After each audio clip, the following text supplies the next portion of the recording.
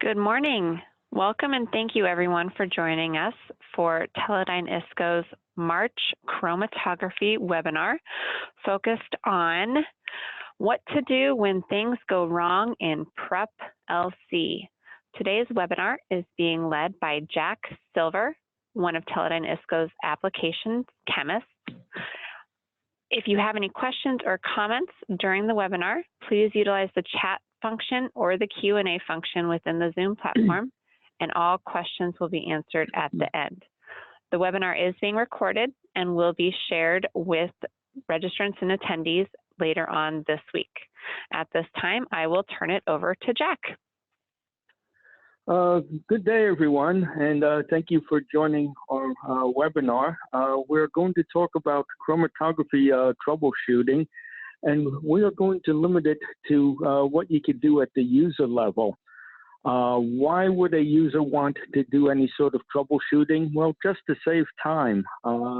Sometimes the problem is simple enough that you can fix it yourself and just get on with your work and get the system running more quickly. We'll discuss how to check a system to maximize readiness for doing your purification. And these checks reduce the opportunity to lose your valuable compounds. And we might, if we have time, discuss how you can recover your compound. We're going to go over the basics first, some of the basics of chromatography. We're going to talk about peak retention issues, peak shape issues. What happens if your detector seems to be acting up? And a little bit of time on column chemistry. How can your chemistry cause your chromatography to act up, and things that you can do to avoid issues.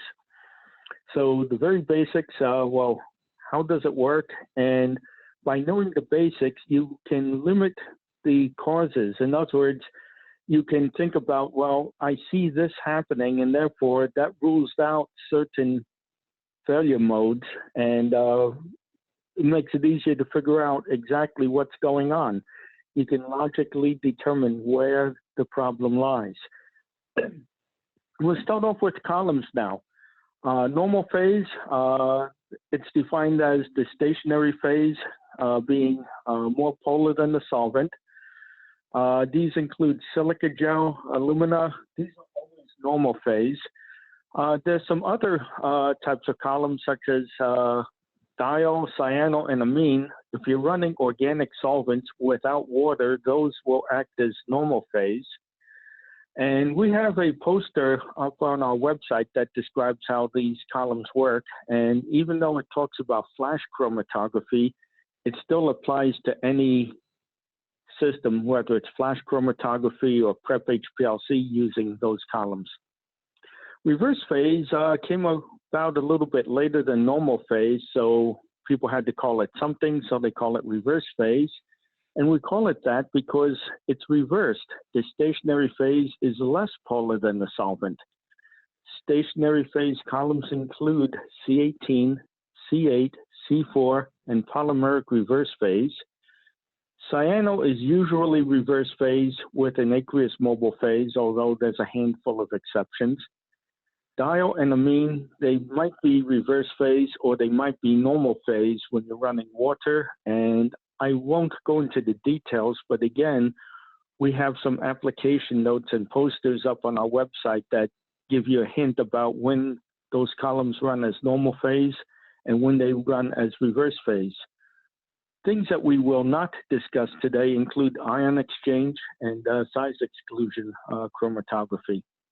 Those aren't run quite so often, and you can send an email to us over at Teledyne if you have problems with those, and maybe we can help you. We're going to talk about solvent strength over here. A strong solvent caused the compound to move down the column, and the weak solvent just adjusts the strength of the strong solvent. We won't be discussing today anything about solvent selectivity or anything like that, just simply solvent strength.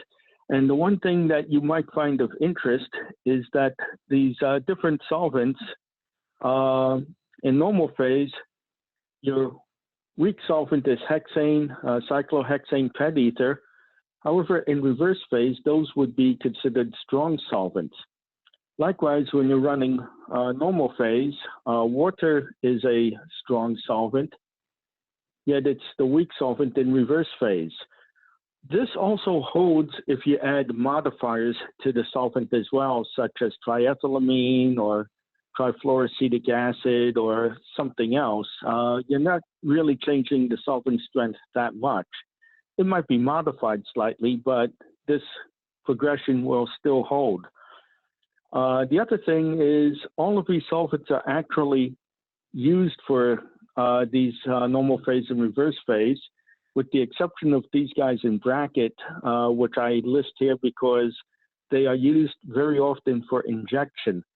They are very useful for making a concentrated injection of your sample. However, they do occasionally create problems, and we will discuss that a little bit later.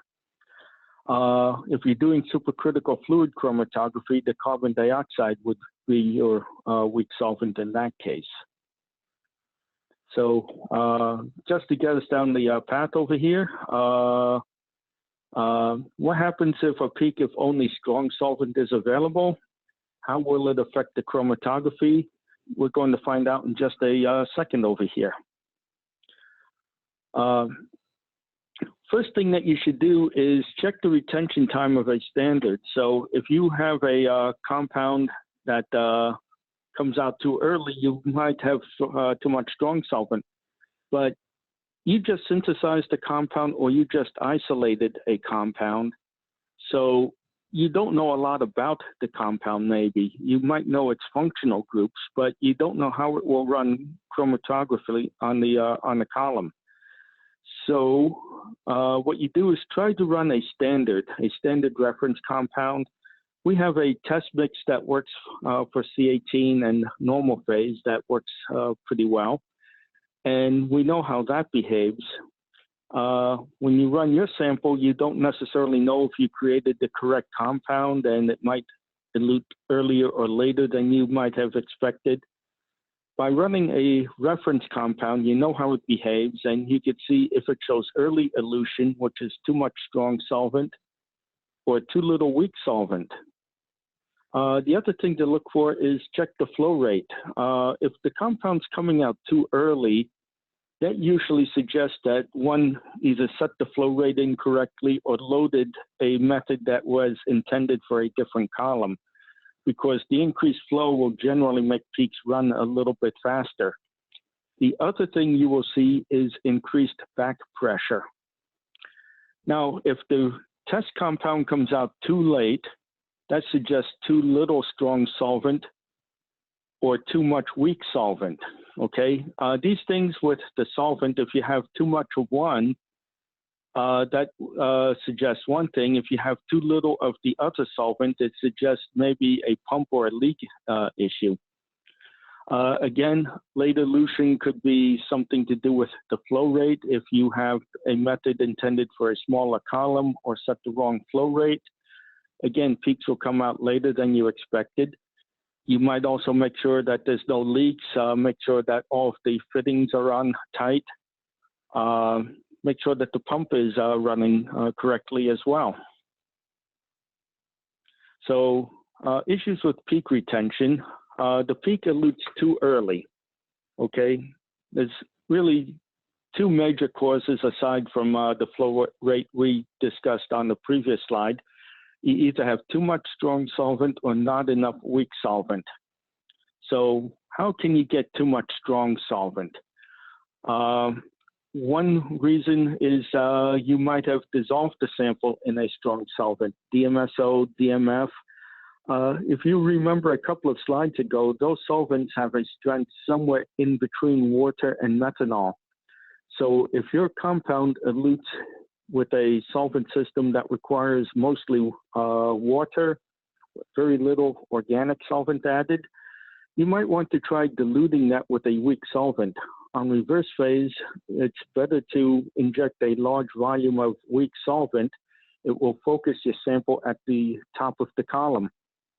The other thing is check your sample loop if you're doing a manual injection. When you do a manual injection, what's going to be in the loop at the end of the run is whatever the previous run finished at. So if the last run had a wash step running with 100% B solvent will be considered the strong solvent in these discussions, while A solvent is the weak solvent. It's going to be filled up with strong solvent, and even if you dissolve your sample in water and injected it, the loop is still filled with strong solvent, and that could cause your compound to elute very early, and I'll have an image of that later. Another problem is chemical issues, and we'll talk about that a little bit later. Was the correct column chosen? There was one time I ran something and the compound eluted very early, and I found out that someone replaced my C18 column with a silica column on a Prep LC system. And while it's perfectly okay to run acetonitrile and water on a silica column for very, very polar compounds, it doesn't work very well if you're trying to run it as C18. Another issue with columns is sometimes columns get worn out. Prep columns take a bit of a beating compared to analytical columns. They get all kinds of stuff loaded on them. They're used a lot with buffers and modifiers. Another thing is phase collapse that we will also talk about in the next slide over here. So early elution, you see this on C18 or longer chains, and this one's kind of hard to diagnose because the column might work fine for a while. It will often fail after sitting for some time in a highly aqueous solvent like 1 or 2% organic solvent in water. I once had a customer call me and said that they were running a column and it ran perfectly well, and then they equilibrated it for the next run and then went to lunch. And what they wanted to do is when they come back to lunch, make the injection and get it running. And this way they would save time. What they found out was the compound just shot right through the column and it didn't interact with the column at all. The image in the lower right over here shows what's happening is C18 normally interacts with the solvent and stays out, but after the column sits a while, the C18 starts to interact with itself instead of with the solvent. And so what happens then is that if it's interacting with itself, it can't interact with your compound and it shoots right through. The way to fix that is very simple. You just wash your column with your strong B solvent. That causes the chains to interact with the solvent once again. You're essentially reconditioning the column, and then you can keep running it. What you might also do is consider using an AQ type column. We do have a C18 AQ column, which is very useful for these sorts of very, very polar compounds where phase collapse would be a concern. Early elution, again, you're not getting enough A solvent over here. So your B solvent is a bit higher. Look at your back pressure and make sure that your back pressure is what you expect, because if the back pressure is too low, that means that you're not getting enough solvent into the system, even if your compound comes out very early. So get a sense for how your column usually runs in the solvent that you want to use. You might just run a dummy run at the beginning and just see that things are working as well and wash the column off. So you look for leaks that would be in your A solvent, and so your back pressure would be low. Look for air bubbles, again, in your A pump, and we're assuming you're doing high pressure mixing in this case here. You see drastic changes in back pressure. Make sure that the correct solvent is chosen. On some systems, you load up a column and the system has default solvents if you have a solvent switching system. make sure that the method uses the solvent that you intended. Make sure that the solvent lines are put into the correct bottles. Sometimes you put the bottles out and you're in a hurry and you put the line into the wrong bottle. Sometimes you switch the lines, and so if your B line is sitting in water and your A line is sitting in your strong solvent, when you try to run a gradient, you're going to start off with mostly strong solvent and everything comes out early. Another possibility is contaminated solvent, and that happens if you're doing several runs and try to top off the solvent. So you might, if you suspect that happening, just replace the solvent bottle with one that you know has the correct solvent in it. Another possibility is one simply ran out of A solvent. Again, a clue would be low back pressure, and many systems that we make have active solvent level sensing that prevents that one from happening. Now, what happens on the other side? Your compound comes out too late. Okay, late elution. Many of the causes are the same. You might have leaks, in particular your B solvent, or after the mixer, air bubbles in the B pump if your system has high pressure mixing. Again, are the correct solvents chosen? Solvent lines are in the correct bottles, contaminated solvent. This next one, the solvent is not made correctly. Some people will take their water and add 5 or 10% organic solvent, methanol or acetonitrile, and they do that to keep stuff from growing in the water. If someone forgot to add the 5 or 10% organic solvent, that makes the solvent weaker than they expected and causes late elution.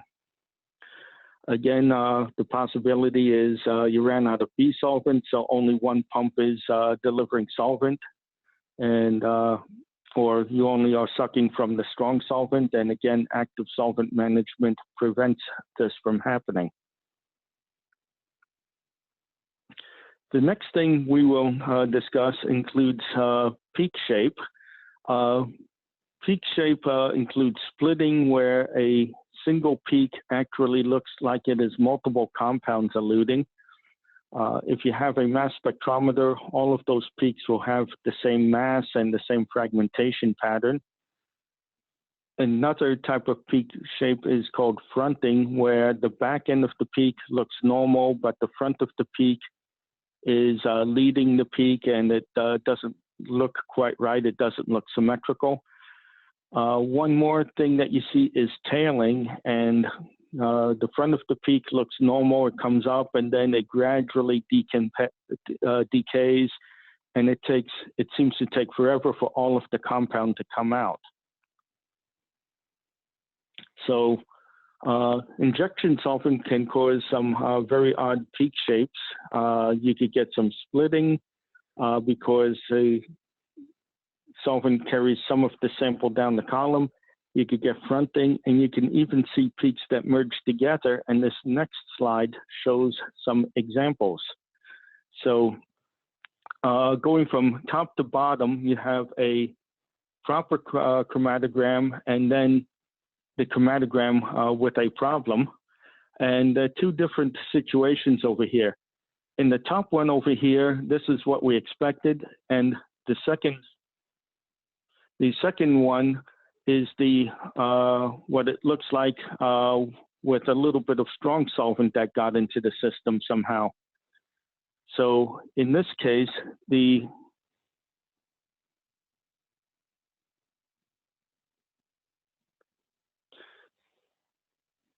hello, still there? In this case over here, the system had some strong solvent in the loop, and that caused these two peaks to both merge together and even elute very near the solvent front. In this next one over here, I have a sample. This first peak is actually DMSO, which was used to inject the sample. And then I tried to inject a little bit more, and you see that this first peak over here is splitting a little bit. And then the peaks also tended to merge together and merge with the DMSO. So in this case over here, it just didn't run very well.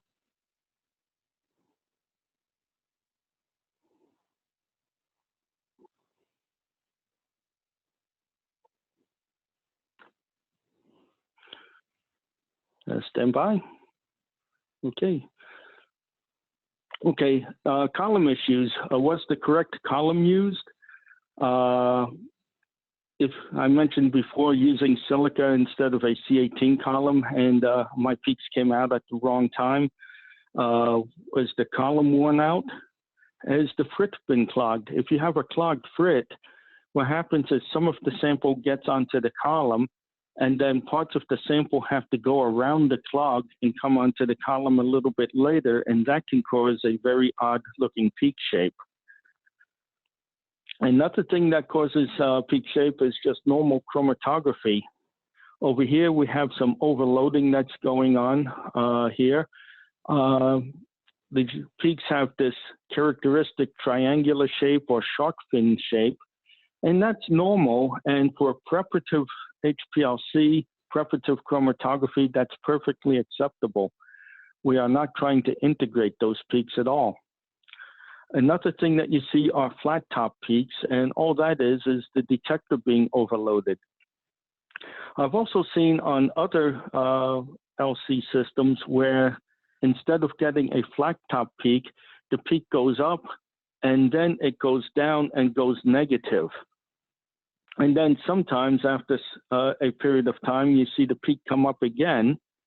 And then as the peak elutes, it goes back down, goes negative again, and then comes up positive again, and then it goes away and the back end looks like a normal peak.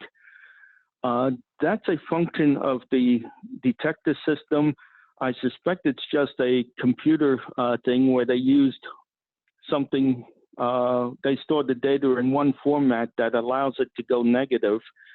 There's nothing really wrong with that. The problem with those sorts of issues is that you can't necessarily see if there's an impurity in the peak. On Teledyne ISCO systems, you can use all wavelength collection, and that gives you another trace that is less likely to go off scale. Or what you can use also is just, instead of using the lambda max, just work off the side of the peak so it doesn't saturate quite the same way. Another thing you sometimes see are something called ghost peaks. Okay, these are from either the solvent or previous runs. This is a run which shows 3 peaks over here, and the next run didn't show that peak at all. Okay, so what happened in this case was that I had run the column with a natural product that was pretty crude. And so even though I washed it, when I changed over to a different solvent, a stronger solvent, that peak came off towards the end of my run over here. When I ran it the second time, that peak had disappeared. So that suggests that I have an impurity from a previous run that came off. And the clue that tells me it's a ghost peak is I just simply did not see it on the second run. Sometimes the solvent, in particular the water, sometimes will have organic compounds in it, and you get these ghost peaks that show up, and they look to be pretty small. One way that you can check that is just to run a blank run with no injection at all. Just equilibrate the same way, and then when you do a run, if you see peaks, even though you've injected nothing, there's a reasonable chance that it's coming from your solvent. If you want to see which solvent it is, just do a longer equilibration with mostly water. If you double the equilibration time and the ghost peak gets double, it suggests also that it's a solvent issue, and it might well be in the water. Now we talk about detectors and problems that you can see with those. Detectors, you have your UV vis, and issues that could come up is the flow cell, maybe something is in the flow cell, maybe it precipitated out, and so it's blocking some of the light, or maybe your flow cell is starting to get solarized. That's not such a problem on fairly new systems. It's only really old systems that you might see that just because of the age of the system. Maybe the lamp is acting up, but more than likely things that a user could do is make sure you're using the correct wavelength. You can use the all wavelength collection, and this way it will see something even if you entered the wrong wavelength. There's one time I did a purification of keratin, and I did a UV vis on a spectrophotometer, and noticed that keratin, despite its very bright red color, has absolutely no UV absorbance. All of its absorbance is up in the blue region of the visible spectrum. So again, you do a run with something like that, and you don't see anything. It's just I was looking at the wrong wavelength. So that's something that a user can check out very quickly. Another possibility is, depending on your solvent, maybe the solvent is actually hiding your compound. Again, choose another wavelength if possible. That happens more on flash chromatography. Has the compound eluted correctly? So if you don't see a peak, did your compound actually elute? Wash with a strong solvent and see if something comes out at that point. Also, DMSO, as you might have seen on a couple of previous slides, it has a pretty strong absorbance at short wavelengths, and it might hide the peaks inside of that, and so you might not see your compound because it's hiding inside the DMSO. ELSD issues include gas pressure.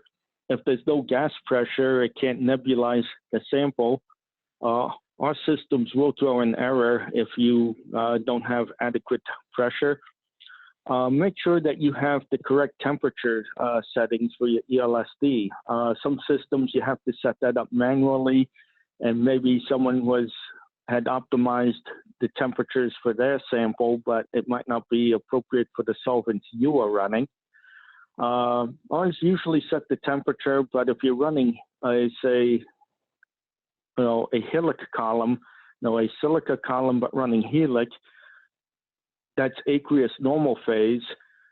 Our system will set up the temperature for normal phase organic solvents, and you might need to run reverse phase settings if you're running helic. Another possibility is a volatile compound. If the compound itself has a very low melting point, like above but close to room temperature, even though it might be a solid at room temperature, sometimes it evaporates in the ELSD. If the compound is liquid at room temperature, there's a very good chance that it will nebulize and evaporate in the ELSD, and you will not see it. One possibility is a non-volatile modifier was used in the ELSD, such as a phosphate buffer. That doesn't evaporate, and it creates a high baseline so that you can't see anything. And you might ask, why in the world would someone use a phosphate buffer? Well, unfortunately, there's not a lot of good buffers that work around pH 7, and phosphate is one of those. Unfortunately, it's not volatile, and someone's trying to get their work done and say, oh, pH 7, I'll use this, and forget what detector they are using. Mass spec detectors have a few more issues. Again, you have nitrogen to worry about. You also have a carrier solvent. Because we're doing preparative LC, we split off a very small portion of the flow and then send that onto the mass spectrometer, and we have another pump with what we call a carrier solvent that carries the sample to the mass spectrometer. And if that bottle runs empty, the sample can't get pumped to the mass spectrometer. Make sure that you have the correct ion settings for your compound, and also verify the operation of the system, column, detector, and everything with the test mix and sample. You might have a clog someplace in the carrier line so that the sample isn't getting to the ion source, and you can tell that on our systems. It will have a high back pressure on the carrier solvent. Sometimes the compound just simply failed to ionize. If you're running ESI and you're running steroids, very often steroids really only ionize very well with APCI rather than electrospray. They prefer atmospheric pressure chemical ionization. Another possibility is that the compound ionized and then fragmented, and again, I'm talking about steroids. You run those through APCI and they'll ionize and then almost immediately lose neutral water, leaving a positive charge on the rest of the molecule. And so you'll see your molecule as the M plus H with loss of water. So you see it as a fragment. Sometimes the compound will ionize and then fragment into a neutral molecule that you can't see. And again, if you do a quick injection on your mass spec, you can check that out. One more thing that sometimes happens is ion suppression, where this happens with trifluoroacetic acid and triethylamine sometimes.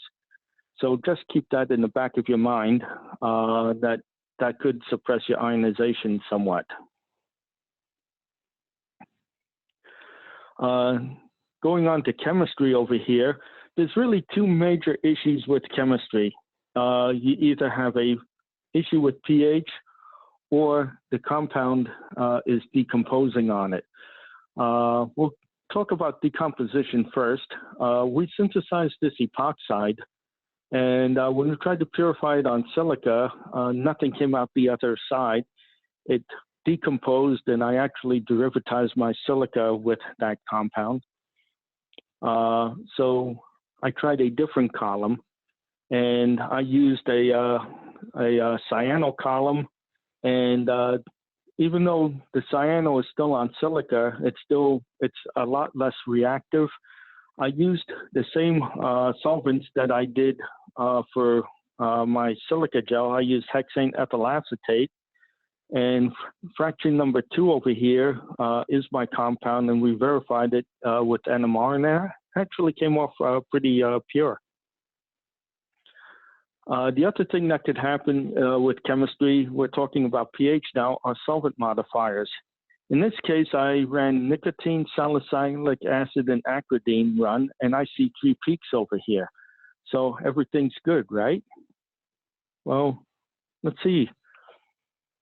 I had a mass spectrometer on the system, and what I saw were this peak showed a mass of 163, and so did the second peak.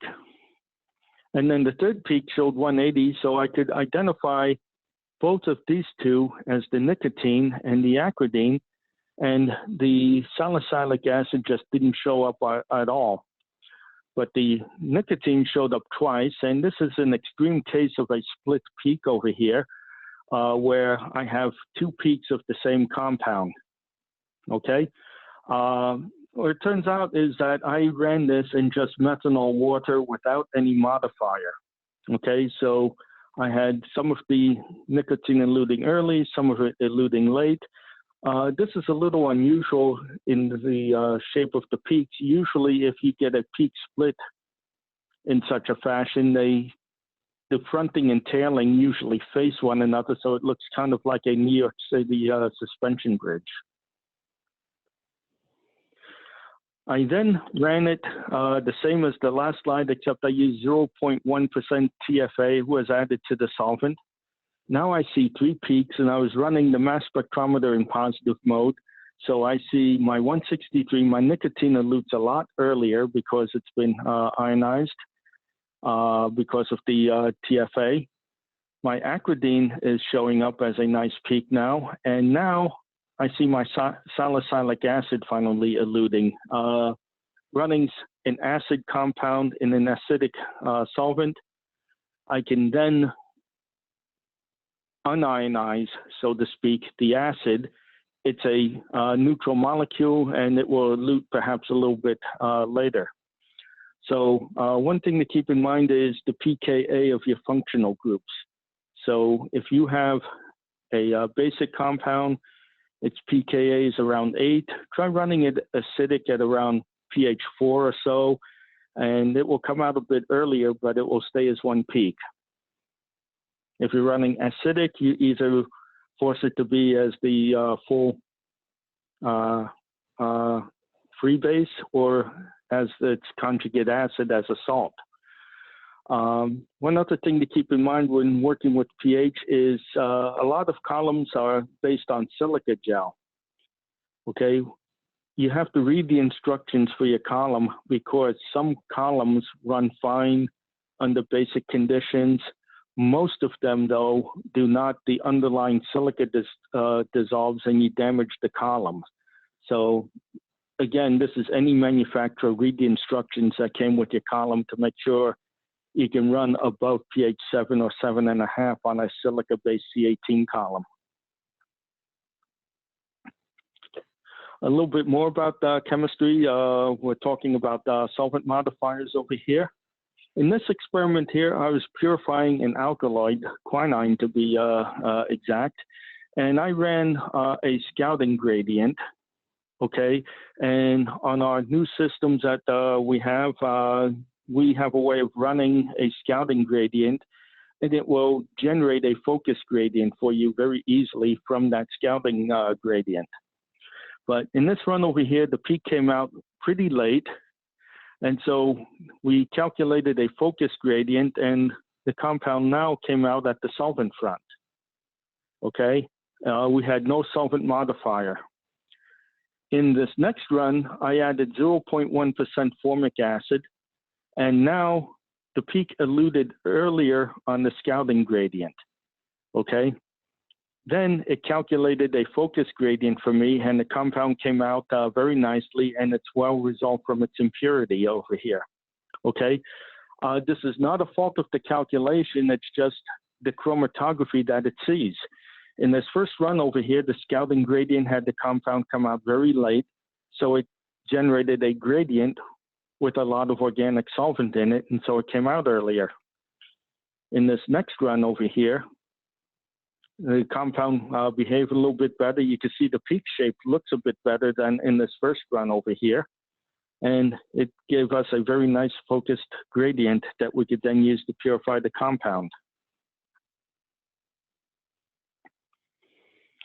So how can you avoid problems? When you first install a column,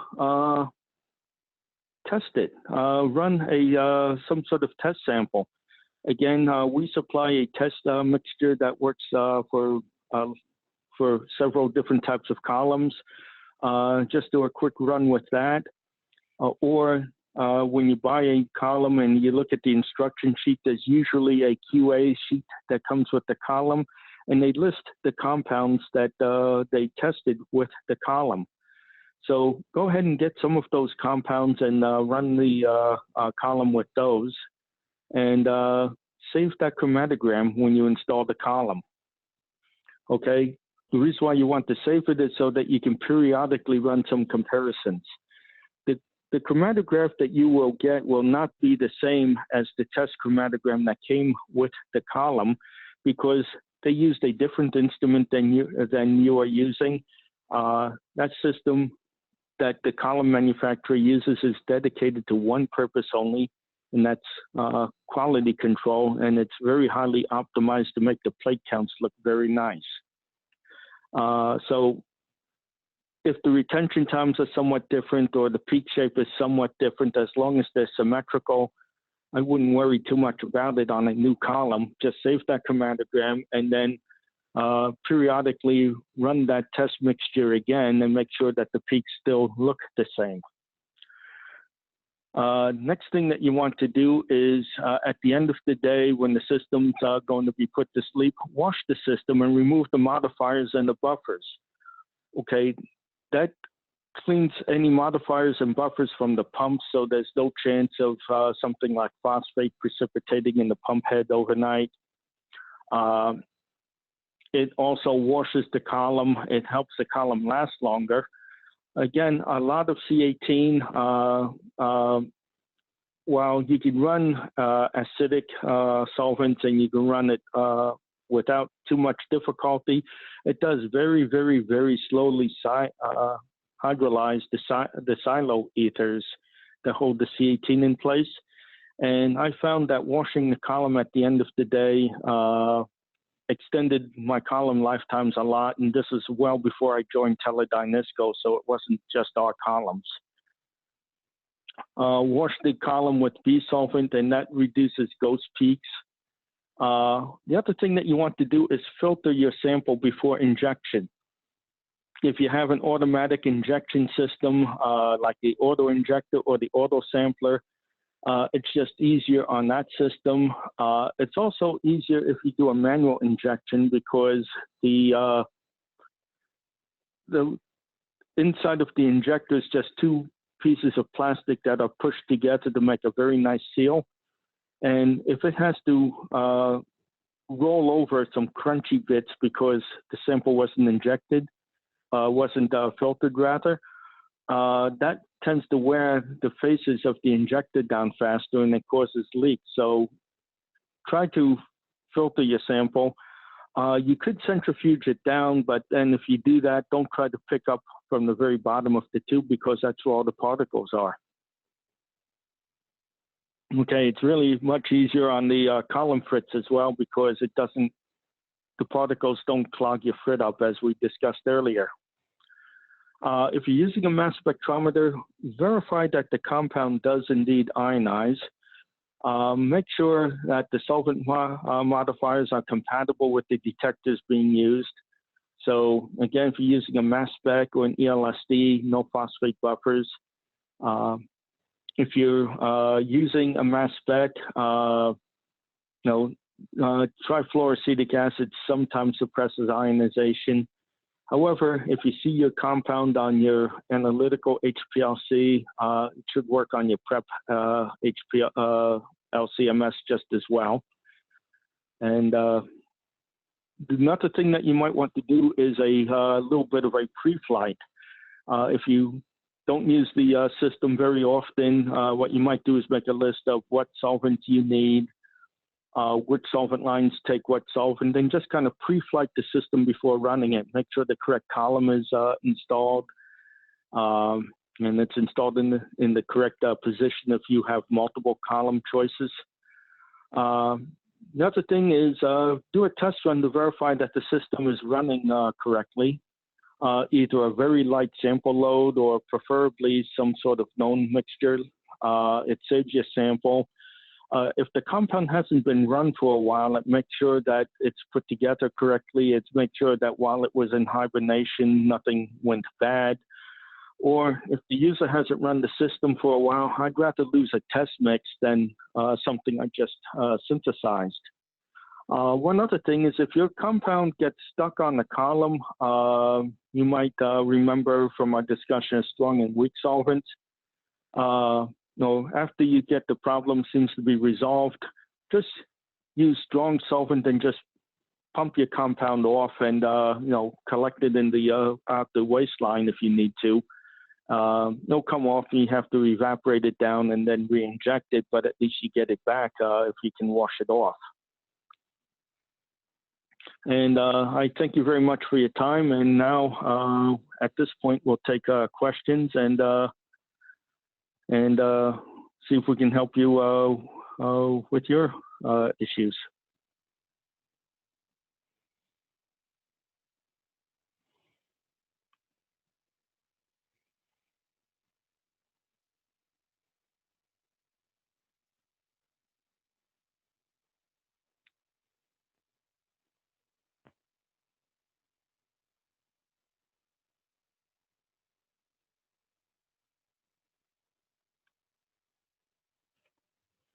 Okay, thank you, Jack. And at this time, we are open for questions. So I encourage you to use either the Q&A function or the chat function within Zoom, and we will take questions as they come in.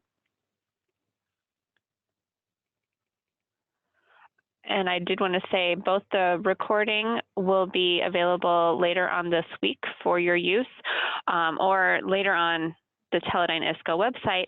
The presentation will also be available in PDF format. So registrants and attendees will receive an email when both of those files are available and able for you to either view or download.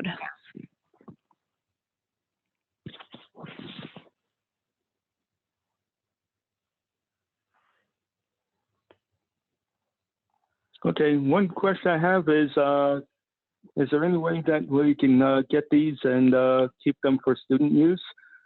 Tori kind of hinted that that's a possibility, and we'll be posting it online and it can be replayed.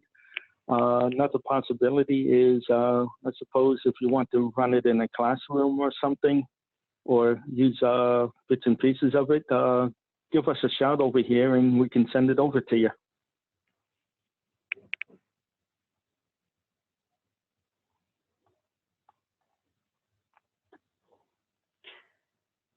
And while we wait to see if any other questions come in, I do want to let everybody know that there will be a chromatography webinar again in the month of April, where we will be introducing and talking about the new AccuPrep HP 150 that will be coming out. So be on the lookout for emails with invitations to that particular webinar.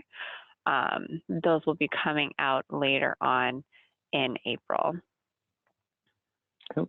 And to add to that, in May, we will also have a webinar on method development. So we'll talk about how, if you have a LC system, how can you develop a method that doesn't use a lot of solvent yet resolves your compound nicely. And we're going to build on some of what we discussed over here.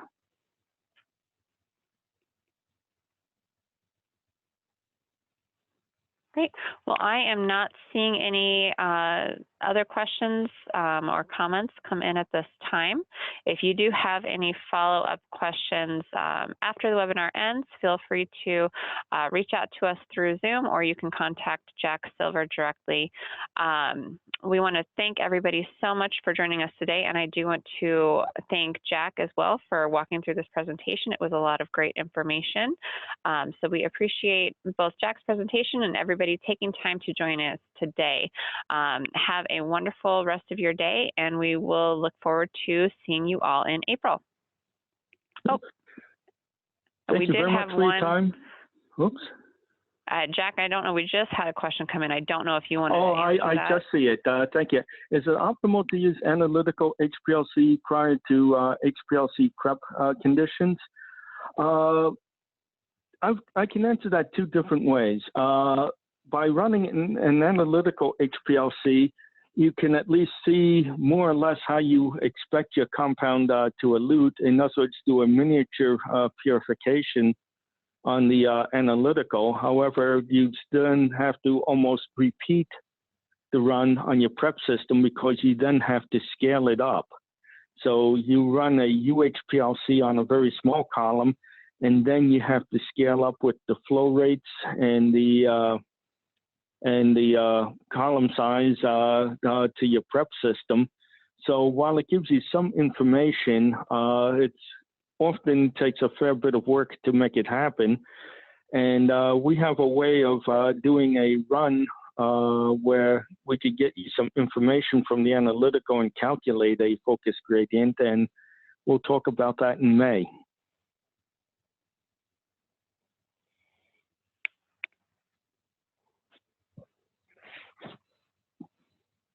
Great. Okay, well, once again, everyone, thank you so much for taking your time this morning and joining us. And thank you to Jack for the presentation, and we will see you all in April.